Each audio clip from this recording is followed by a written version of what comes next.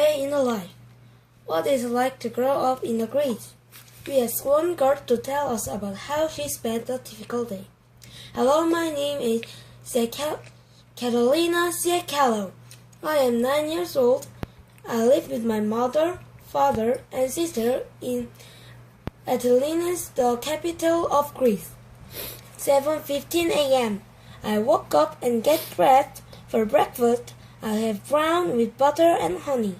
My mom braided my hair, then she wake my sister and me to school.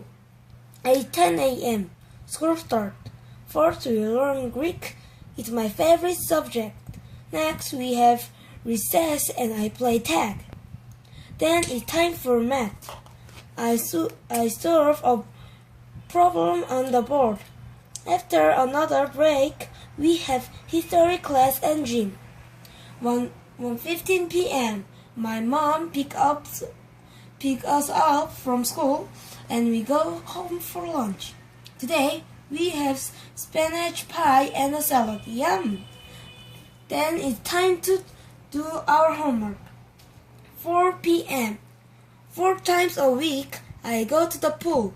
I am on a swim team called Poseidon, the sea god of the ancient Greece. I protect